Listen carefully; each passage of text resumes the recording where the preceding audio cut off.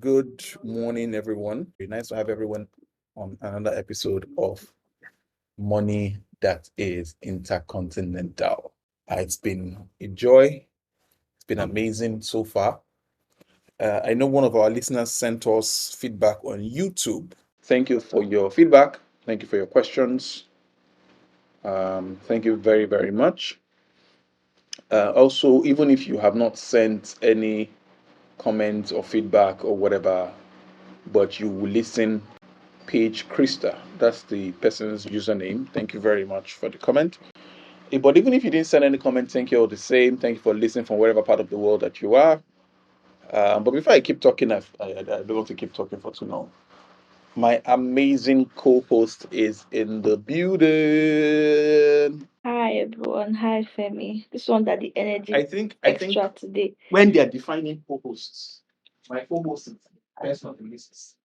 I Yes, want to now you say know the this. I want to vibes. say this. If you're You know doing the vibes. anything and you don't have an amazing partner or an amazing co-host, I don't think you're going to enjoy that thing because I'm having fun on this podcast because of my co-host. So, um, shout out to Oh, that's so my co-host, nice. That's so and sweet. you guys know that she has the voice. Yeah, I think if some countries, I don't want to mention some people's name, but some countries listen to this voice every day, maybe there'll be less wars in the world. I don't know, but hey, I'm just saying. Ah, There's been a lot of stories online. If you read a lot of articles, you read a lot of stories on like how businesses have been scammed, whether by phishing scams, whether by misrepresentation and so on, while they were trying to pay their suppliers. We're trying to transfer the money to their suppliers.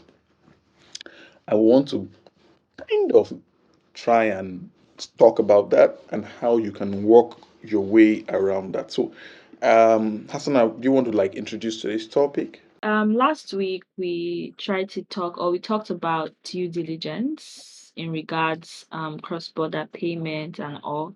And this week we'll be talking about how to build a safe and efficient B2B payment workflow for international deals. Um, because if you're sending large amounts of money to overseas suppliers, contractors, or partners, you need to listen closely because one wrong click or one fake invoice can cost your business millions. So Femi and I, the One Remit podcast, we're trying to make Yeah, sure that that never happens to you. So now moving on to why B2B payment workflows matter is because when you are dealing with international payment, you're not just pressing send. great, You are dealing with great. multiple currencies, time zones, fraud risks, complex approval processes, and sometimes regulatory red tape. And the fact that B2B payments are often large, because of course, when you are doing cross-border transaction businesses, you are spending a lot of money. And you quickly realize that you need a process that is Yep, yep, structured, yep. repeatable, and very, very secure. I believe that a proper workflow helps you catch errors before they become losses. It prevents fraud, like I said, especially from fake invoices or hacked emails and whatnot, and keep everyone from procurement to finance to Mm, leadership, mm, everybody mm. aligned. Very true. Very, very true. First of all, I also want to add that international transactions or supplier transactions are not always large. Sometimes they can be small. So, for example, if you want a website done, and I don't think, I'm not sure, but I don't think there's a website that costs $50,000, $100,000. There are materials and supplies that run into $50,000, $100,000, $200,000. But I think, $5,000, $10,000 for a website is average price in the international market, from $2,000 to $10,000. And that's not in for a business, for a good business doing well, or for a large corporation, that's not quite a huge sum. The point I'm trying to make is that it's not always a huge sum. So whether you're handling huge sums or you're handling smaller sums, it's important to, like my partner said, do due diligence, um, and make sure that all the stakeholders in the loop of payment are carried along. All right. So now, how do you do that? I mean, there's I don't know who said this, but there's a report that's over 60% of B2B payment fraud happens because of weak internal controls or missed verification steps. Now, what Hassan was referring to earlier, the internal controls in terms of making sure that there are people in the process whose job is to check and cross check.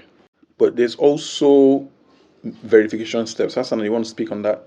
Yeah, we can start with pre-approval and documentation because before Yeah. money will move, paperwork must move as well. So you should always have a complete file that includes a signed purchase order. Again, I'm not saying it's a one size fits all, but Yeah. these are important things we feel like you should have.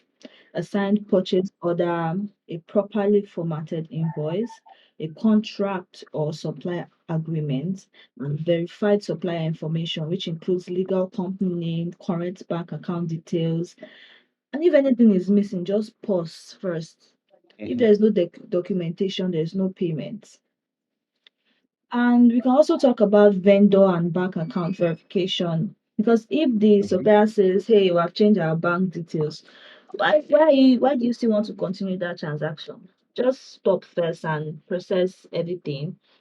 You have to call your known contact on a verified phone number and Yeah. ask them to confirm the change, if possible, verbally, and check that the new account name matches Yeah. the I mean, business name on your invoice. That's many very, very businesses try important. to do that via email, and that doesn't solve usually does not solve.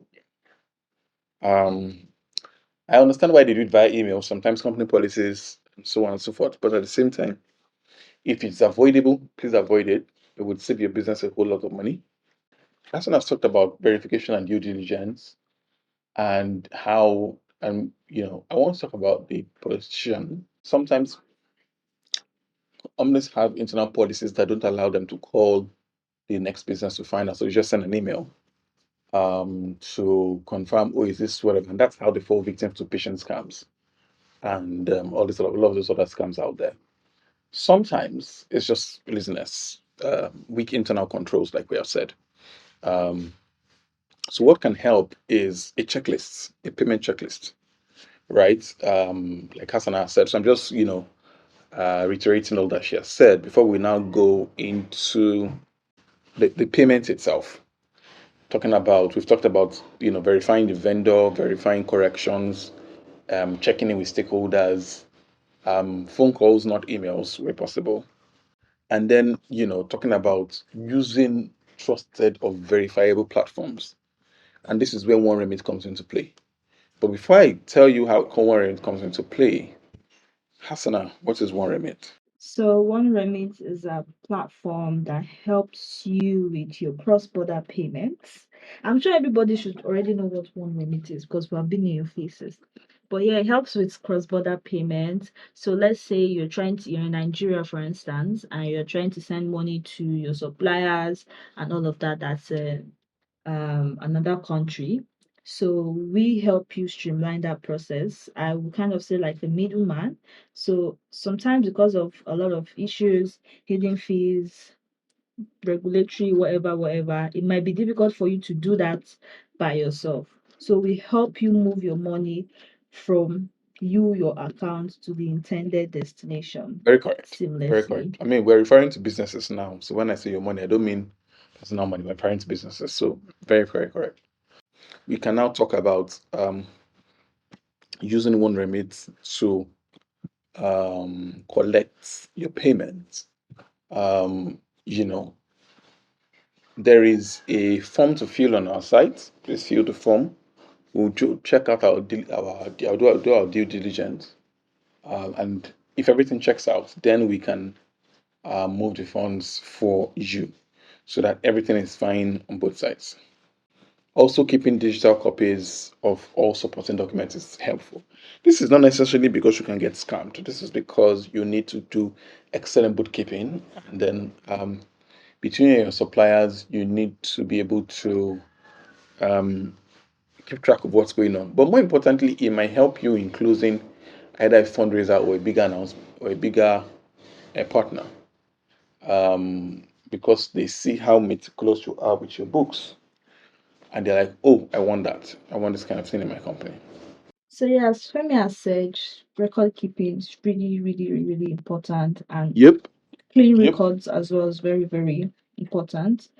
Um, so you save the invoice, payment proof, approval trail in a digital platform. Tag the payment to the right project or the supplier. These are just tips that we are sharing. Again, it's not like a one size fits all. Reconcile it weekly with your bank statement and vendor confirmation, and log all issues or delays so you can learn and improve. So the goal of this is simple. If someone asks, where did this 8 million naira go? Your record should answer that question in 30 seconds.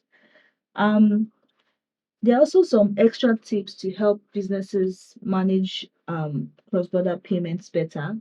So plan your international payments ahead and monitor exchange rates.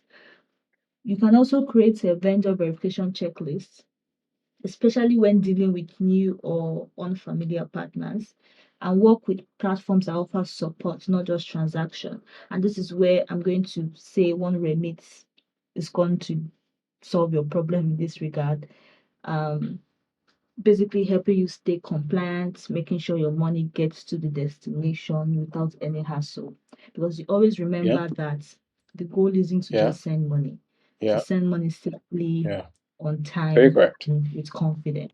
Very, very correct. All right. And with that, we have come to the end of today's podcast. Shout out to you guys who are listening on Spotify, YouTube, Substack, and any other platform where you're finding us and listening to us right now. You guys have been amazing.